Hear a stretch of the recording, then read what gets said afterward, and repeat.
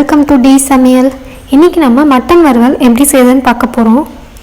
இது ரொம்ப ஈஸியாக இருக்கும், ரொம்ப டேஸ்டியான டிஷ். நீங்களும் அதை வீட்டில் ட்ரை பண்ணி பாருங்கள். அதுக்கு முன்னாடி என்னோடய சேனலை சப்ஸ்கிரைப் பண்ணாதவங்க சப்ஸ்கிரைப் பண்ணிவிடுங்க. வாங்க வீடியோக்குள்ளே போகலாம். ஃபஸ்ட்டு ஒரு பேன் எடுத்துக்கோங்க. பேன் நல்லா ஹீட் ஆனோடனே ஆயில் ஊற்றிக்கோங்க.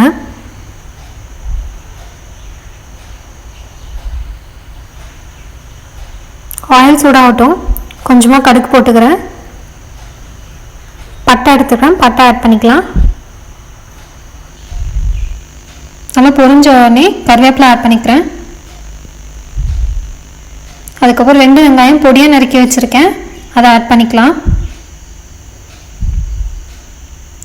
கொஞ்சமாக உப்பு ஆட் பண்ணிக்கிறேன். வெங்காயம் நல்லா வதங்கணும், அதுக்காக ஆட் பண்ணிக்கிறேன். பச்சை மிளகாய் 1 கீரி போட்டுக்கிறேன் காரத்துக்காக. நல்லா வதக்கிக்கோங்க வெங்காயத்தை. இஞ்சி பூண்டு பேஸ்ட் கொஞ்சம் ஆட் பண்ணிக்கிறேன், 2 ஸ்பூன். நல்லா ராஸ்மல் போகிற அளவுக்கு நல்லா இஞ்சி பூண்டு பேஸ்ட் வதக்கிக்கோங்க.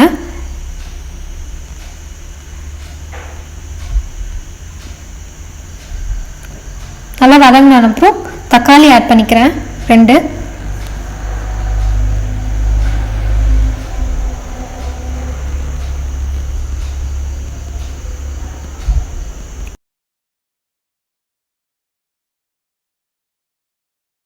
தேவையான அளவு மஞ்சள்தூள் ஆட் பண்ணிக்கிறேன். நெக்ஸ்ட்டு 2 ஸ்பூன் குழம்பு மிளகாய் தூள் ஆட் பண்ணிக்கிறேன். குழம்பு மிளகாய் தூள் இல்லாதவங்க chilli powder 2 spoon, coriander powder 4 spoon add பண்ணிக்கலாம்.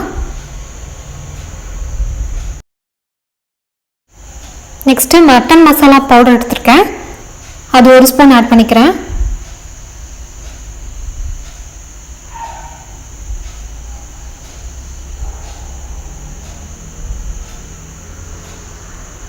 Next 1/2 spoon garam masala add பண்ணிக்கிறேன். நல்லா கிளறி விட்டுக்கோங்க மசாலாவை.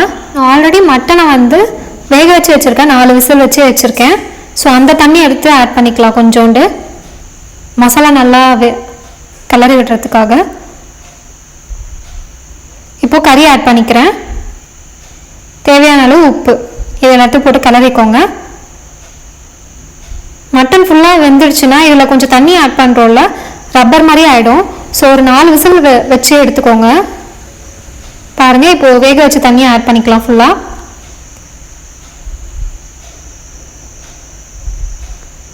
இப்போ நல்லா கிளறி விட்டுக்கோங்க.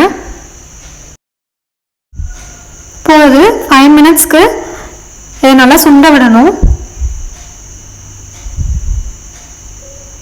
5 மினிட்ஸ் ஆயிடுச்சு. பாருங்கள், தண்ணி நல்லா சுண்டிடுச்சு.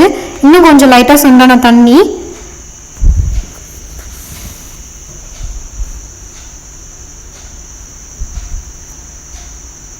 பாருங்கள், இந்த மாதிரி ஸ்டேஜில் மிளகுத்தூள் ஆட் பண்ணிக்கலாம். மட்டனுக்கு பெப்பர் ரொம்ப முக்கியம். லாஸ்ட்டாக நம்ம பெப்பர் தூளை ஆட் பண்ணிக்கணும், அப்போ தான் காரசாரமாக இருக்கும். பெப்பர் போட்டு நல்லா கிளறி விட்டுக்கணும்.